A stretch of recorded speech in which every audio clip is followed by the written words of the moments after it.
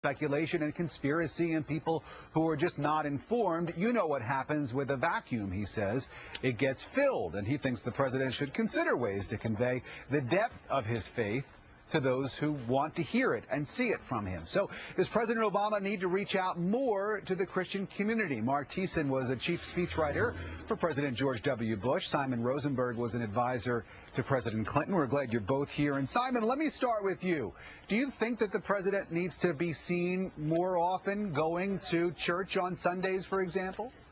I would say two things. First of all, it's ironic that, during the campaign in 2008, the president was criticized for the views of his Christian pastor in the church that he attended, right? So we actually went through a period of incredible speculation and interest in the actual church that he went to every Sunday back in Chicago. So this was something that was widely discussed and debated. And I think part of the issue of the poll data on this is that, there is about 45% of the country that is adamantly opposed to the president and the Democrats, 20% that's really opposed, and I think that they want to believe the worst about President Obama. I mean, to me, 80% of the country knows that he's a Christian, and I don't think this is something that the White House has to get all riled up about. I mean, I think they can keep doing what they're doing and rolling out the pastors that he did the other day. He'll be seen, I'm sure, a few times in the next few months going to church. But I don't think this is I think this is more of a molehill than a mountain. Mark, it's interesting because I guess ever since President Kennedy,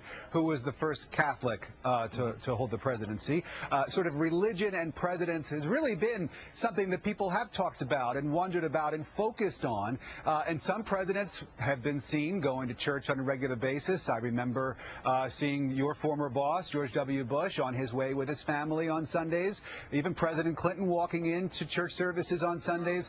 But one president who really sort of did something similar was President Reagan, similar to President Obama, in that he really didn't wear his religion on his sleeve. And I don't really remember anybody giving Ronald Reagan a hard time for that. So what's the big fuss when it comes to President Obama? If he wants to be religious and to worship in private, so what?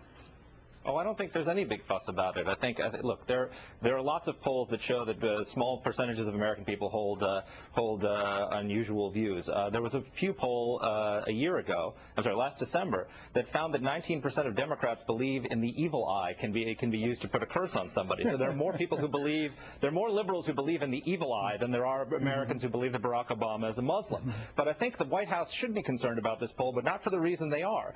The problem is another way of reading this poll is that people look at Obama after more than a year in office and say, this guy doesn't believe what I believe. They look at his economic policy, his foreign policy, his health care policy, and all these policies, and they say, this guy doesn't share my values.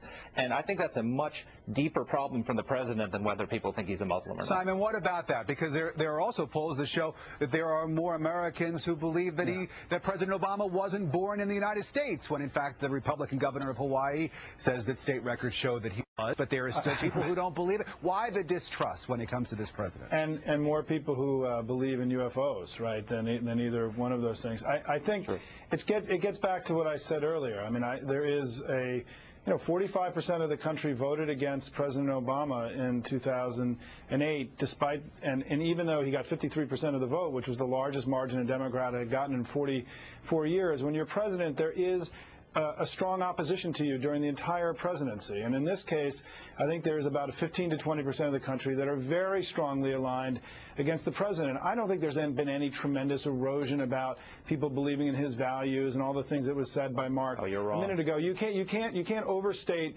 a 20% number, right, and sort of turn it into some kind of huge issue, as you were saying yourself, Mark, because we know there's 15 to 20% of the country that is adamantly opposed to the Democratic Party and everything that Barack Obama is going to do, no matter what happens during his presidency.